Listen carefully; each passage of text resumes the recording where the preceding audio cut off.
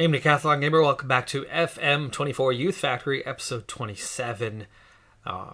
Brief look, if you want, quick pause moment to check on standings in various leagues across the world, some of the major leagues that are out there. What we're going to get into now is we have a 4-game stretch. We're typically in past years, I'd just go on vacation for this stretch and see what we get out of it, expecting to win 3 out of 4, if not better, as it's an easier stretch, hence the go on vacation part. My assistant manager has not been very good this year when I've attempted to do that. So we're going to take the other method, the quick sim game by game, where it still technically uses us as a manager. The outcomes have been a little bit better going that route with my team selection. The assistant manager have not been very pleased with his team selections this season. So let's go ahead and get on with these 4 matches. Now let's see where we're at after this, as we're in a good position in the league. Will we continue to be in a good position? It's really just a 2-horse race. Only one team we need to worry about. For the first one, we are going down the depth chart here a bit. Baker getting the start. Kamara getting the start with injuries to McFadden and extreme fatigue to Adekunle. Kamara is quite tired actually himself. He's been filling in a lot. Archie Jones also picked up a minor injury. Cleared to play. We'll put him on the bench. Let's see if he comes in off the bench for this one. And then also Chris Webb in for Ben Hassel, who is quite fatigued. So we're giving those two the day off. So 3 changes. And we are on the road at Dulwich Hamlet, I believe. Yes, we are on the road for this one. So not an easy matchup. It is mid-table. It was definitely one of the hardest matches of the set. And we come out with 0 points. Losing 2-1 on this one. It's a consolation goal is all we managed. And they actually even missed a penalty. They only had 6 shots the whole game. 70% possession, total domination, and yet we come out with 0 points. Did the assistant manager manage this one? What the heck? Oldham. 18th place Oldham, 4-1 winners over Kidderminster. After Kidderminster scored the opener, too. What a game there. And we don't lose any points. What a relief. At home to Cheltenham, much lower in the league, and we're at home. Should be much better odds, but there's still a high demand for rest. Hassel's back in, Webb now in for Kitching, as Kitching also in need of a rest, though I do have him on the bench as a just in case, but Lanahan Penreath getting the rest today. Otherwise, not our strongest lineup, but definitely not our weakest, probably a little bit stronger than what we had in the last game, and definitely an easier matchup, but we just lost the last one, so fingers crossed here. 1-0, and Adekunle has picked up an injury in the 54th coming off. They didn't even have a shot on target. 23, just 9. Well, 9 on target's not that bad. I mean, it's not a great percentage, but we should have had a lot more than 1 goal just based on the stats here. A lot more. Archie Jones getting that one. And Kidderminster have lost to 4th place. Yeovil 4-1. 2 straight 4-1 losses for Kidderminster. We have opened the gap. That's a surprise here through the first 2, and we're up to a 9-point gap now, and we're definitely getting down to it. We are 8 left to play on the season. Adekunle just a tight calf, out for 1 day. He's going to be okay. That's a relief. If you remember back to February, we were looking forward to 2 weeks where we would only have a single weekend match and no midweek matches. Then we ended up with the replay FA Cup extra match, and that took away one of those. So we ended up with a single midweek break, and that was it. The fatigue remained high, and while the situation improved ever so slightly, it really didn't get much better. Here we are again in March now with what will end up being the exact same scenario. We have a single midweek rest, and that's it. We're looking at... Oh, wait. That was the February. March. Okay, March is looking a little bit better. We're looking at a couple times here where we're going to get a little break. And apparently end of March, final week, we have a whole week off. Not sure why that is, but we're looking at a little bit of a breakthrough here, including right now. We've got a midweek off. Walsall and then Barnet are the other two of our set before we then get into Arsenal for the FA Cup 5th round. And then Oldham. So actually we have a 3rd or a 5th league match. Yeah, toughest two, Dulwich Hamlet, who we just lost to, and Walsall, both on the road. That's the remaining tricky one. You get through with a win there, and we're looking pretty good to be taking 3 out of 4 or 4 out of 5. Training facility upgrade is complete. And with that, we now have good training facilities. So we're up to 3 stars instead of 2.5. We, of course, have our perfect youth facilities. Finances are secure. Reputation still just local. FA Cup was split up over a period of a couple weeks at this stage. We haven't played our match yet with Arsenal. We're not going to beat Arsenal, right? There's no way that's going to happen. But here is the draw for the quarterfinals. Final 4 matchups, final 8 teams once you get past this 5th round. And it's us or Arsenal at Leicester City. Bristol City of the championship is still in there. Swansea of the championship. One of them will make the semifinals. And then you got Burnley and Man City or Liverpool, Watford or Tottenham. Chance for a 3rd championship side, or Fulham. If Watford were to beat Tottenham, you'd be looking at 2 semifinalists at championship teams. But otherwise, League 1, League 2, long gone. We are the last remaining minnow. Kidderminster are on the road once again, but it's at last place Dover, who have just 17 points on the entire season. Not officially relegated yet, just as we've not officially eliminated the other playoff teams yet. But with huge gaps, it's not happening.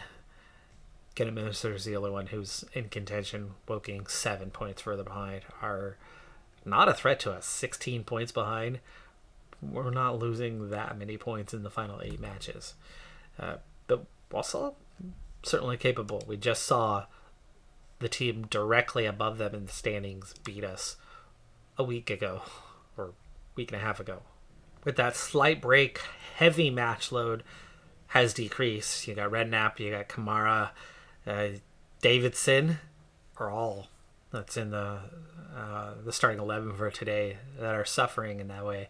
Surprised by the amount of fatigue from a few of the guys, though, entering this one. We've got another match in a few days, so a little worried to see them that tired. But McFadden, nearly back from his injury. Mortland resting today. Fingers crossed we can come away with 3 points this time. Oh, come on. Primus injured, and they get a guy sent off in the 89th, so let's not count that as anything. But 14-5 on the shots. We're almost lucky to come away with the point, even though we're dropping 2 points here. And we're still 9 ahead of Kidderminster. Kidderminster, last place, Dover. And they go 1-1. Kidderminster is collapsing right now. They are trying to give away the title. But as I'm trying to speed things up, we're not sealing the deal. Still +8. Now with 7 matches to go. Plenty of time, right? A 21-point gap. We're only 20 up on Chelmsford. So we're on the verge of guaranteeing a playoff spot. And we're a couple matches away from guaranteeing a top 2. But our work is not done yet when it comes to Kidderminster, as they, like us, are dropping points right now. And theirs is looking a lot worse than ours.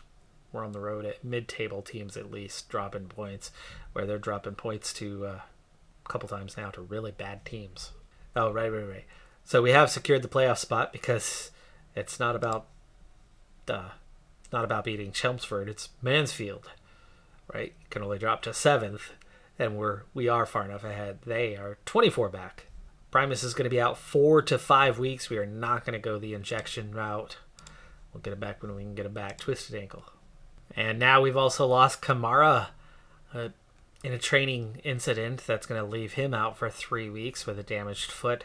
So now McFadden and Kamara both missing. McFadden's nearly back, but I really didn't want to just get him out there and risk further injuring. But at least with a fractured lower arm, you figure that that's not going to be a likely flare-up type injury that you're going to see problems with. Again, where a twisted ankle or a damaged foot running on it very well could be. Kidderminster at home, but they've got Dorking, who are 5th in the league. They definitely have a harder stretch than we do, but again, we took care of our hard stretch back at the beginning of the turnaround into the second half of the season, making the end of our season so much easier, and they're just coming into their tougher games and are not doing well with it right now, even against the weaker teams on that portion of the schedule.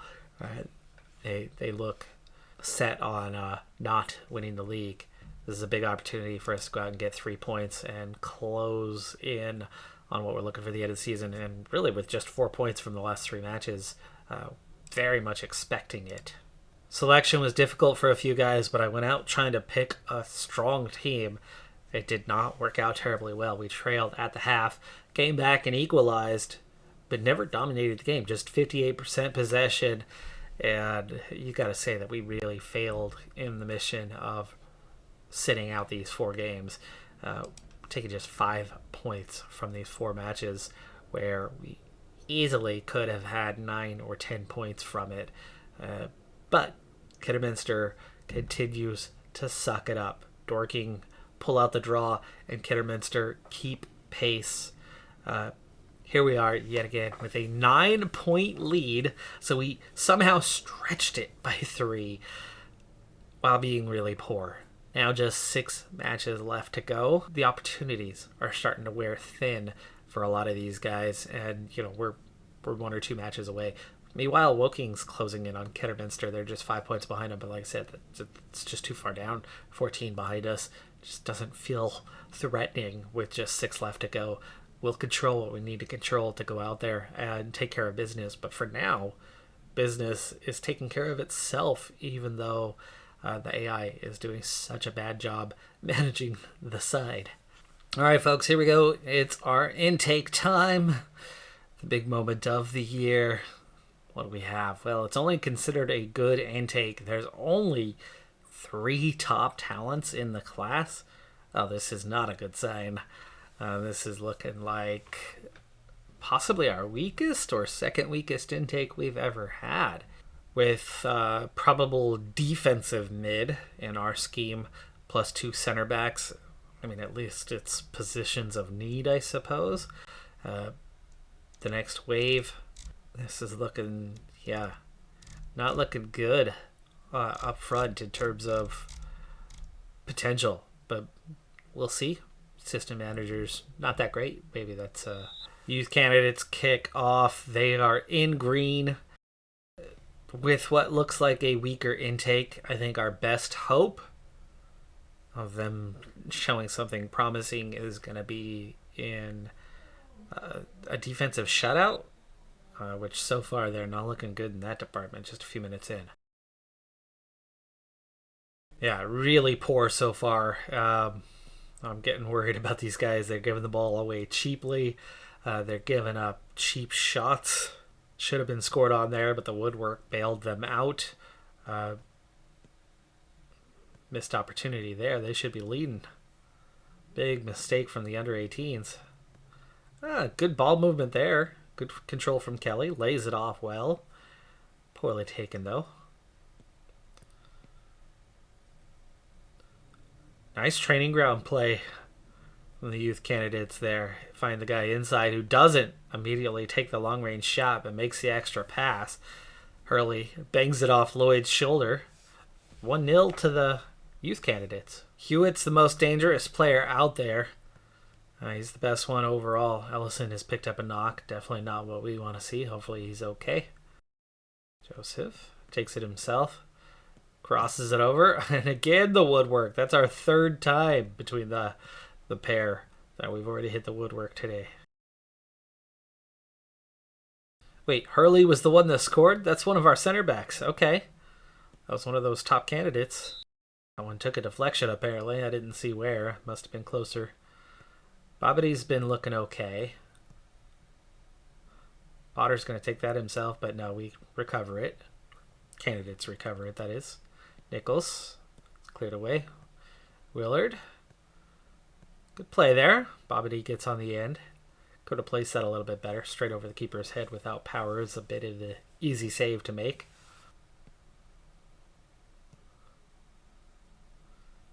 So far, the youth candidates have done what I was saying that they needed to do, and that was have a good, strong defensive showing. They have a clean sheet after 1 hour. They've given up far fewer shots than the candidates have taken, or than the 18s have taken. Nichols. Spong. Offside. Yeah. You figured as strong of a player as Phil Hewitt is, he'd have better than a 6.2 rating and be able to do more in this game, but the defense has stifled him. It's a great song, and Spong onside this time does bag his second, or bag the candidates. Holy crap. One of these days I'll get it right. Bag the candidates' second goal. And Bobity set that one up, so yeah, Bobity looks pretty good. Spong, potential couple goals in there, and some decent play by the defense has shown that the candidates are pretty capable. Another free kick in a dangerous position, something they've been getting all game long. Back out to Bobity. That thing ping-pongs around, goes out for another corner kick. Mines. Oh, flashes it across goal. No green shirts get on the end of that one, though. I think Bobity making the first 11 at some point will be fun. It's a fun name to say. Kelly, big chance from in close, but can't rotate his hips enough to get around on that. Tries to bend it, but still goes high and wide. And that's it. 2-0. Clean sheet does happen. Maybe the candidates were better than the assistant manager thinks they are. They certainly played pretty dang well. And look, Hurley, Rolston, 7-8, 7-7, Willard a 7-6, and Bobity. There's your top ratings. Initial evaluation, well, okay, there's a little bit of a letdown here. The best player, Kev Rolston, a 132 potential, puts him lower than all these other guys. But there is talent here. I mean, you got 4 guys right there. You got Holdsworth also 100 plus in terms of potential. Most of the group. That's a big step in the right direction. I mean, we're talking about 4, 5, 900 plus players. That's ideal. That's ideal right there. That is some long-term growth and support depth for the club. A drop off to a 98, and then it drops to 90 and below. I think right off the bat, you're going to let these 4 guys go at the bottom. And Bobity's among them? Oh, disappointing. He does have better current ability at a 55, but with a potential of just 68. Bobity, one and done, puts in a heck of a game for the youth candidates, and then we're going to say farewell. He's as good as he's going to be. Charlie Marshall, Baldy's 85 potential and doesn't even have the right position. So those 5 are very much out of here. We'll see about Marshall depending on what we have going on at right back, whether we hang on to him or not. This is definitely a era of better depth. We're not needing to hang on to players like this anymore. Primus is out for most of the rest of the season, and we have already a depth issue at defensive mid. 2 guys that are very fatigued, and Primus, who could barely hold down the fort when he's filling in the gap for him. 13 starts, 6 appearances off the bench. He does have 2 goals. Just 3 yellows, which is not bad for the number of appearances. 91% pass rate, which is also not bad. He's doing okay. Average rating of a 6.98. But Primus is a 60-something with a 70-something max. He's almost maxed out. He's as good as he's ever going to be. So we're going to need to upgrade him in the coming season anyway. 16-year-old Daniel McCartney from last year's intake group.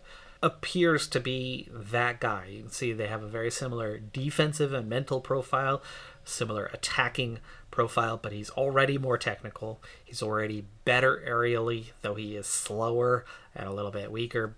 But he's 5 years younger, so that makes perfect sense that he's a bit behind in that one.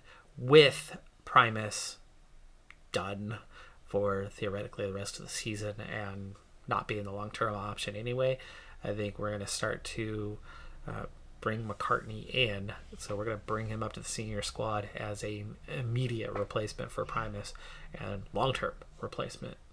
I can see Primus is a 72-79, while McCartney is a 74-128. So he's actually already slightly better. They're very similar overall ability, and McCartney's been doing really well training development-wise and has overtaken him. At Arsenal, big crowd.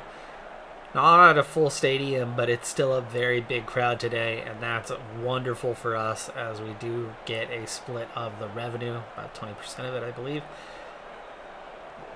It's going to be a nice payday. Now, all we can do and all we can hope for here against the number 2 team in the Premier League as things stand right now, all we can do is hope to not get embarrassed. That's all I'm hoping for, is to not get embarrassed today. We might be able to have knocked off a League One side. We might have been able to just knock off the last place championship side. This is a whole nother matter. It's not just a Premier League side. It's a title contending, Champions League contending Premier League side. Thornhill. Davidson doesn't go after the ball. Gives it away. They're all over us right now. Jesus gets that free header. Fortunately, off target with game's first shot. Managed to go 15 minutes, only giving up that one. We are going defensive today, and we might have to change tactics earlier rather than later and go for a more counter-attacking style, actually. So, yeah, let's try to hit on the counter and distribute quickly. So, if we're going to go defensive, we've got to be more of a counter-attacking team. If the counterattack's not there, then we'll play our regular style. But somehow, we've already gotten half an hour so far, not getting embarrassed as they go near post on that corner. Not sure who it was that attempted the shot, but they definitely went close with it as it was just over the bar and hit the top netting. Roseberry Hall, Tierney. We're covering them. We're defending well here. They got a little bit lucky on that one, and we got a little bit lucky. That ball pops way up into the air after a deflection, and Julian grabs it. There's the breakthrough. Oh, it's Timber. Justin Timber. Ajax player. Has he already made the transfer? Did he make the transfer in January finally away from Ajax? Not sure. Highly coveted youngster. Down 1 goal, having given up just a single shot on target in the first half. So far, we very much have the respectable thing going. Even if we lose by a couple goals in the end, I think we should be good. That's definitely not getting embarrassed. 4 or 5, that could be the embarrassing territory. 1 is absolutely not that. We have not had an attempt on goal, though. So, it'd be nice. It'd be nice to get an attempt. Redknapp, nice inward cut. Lanahan Penrese, good turn. McFadden. We're into the final third. Davidson gets a shot, and there you go. We register our first attempt of the game. And now we've played an hour and only given up a single shot. Each team have 1 shot attempt in the second half is all. Let's start looking at the subs, though, with the fatigue side of it.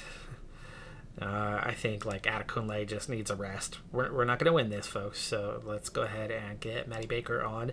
Penrese could use a rest, so we'll get Wilkinson on, and we get FA Cup. Do we get 5 subs for FA Cup? I think we do.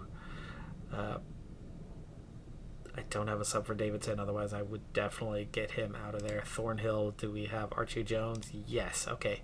Triple sub across the top. And we're going to have to go a little more aggressive if we do want to try to get into this thing, though the counterattack feels like a good way to go. But in the final minutes. We'll go positive. We'll go positive, and then speed up the tempo. I think we'll still go for the counterattack, though. Seems like a better way, but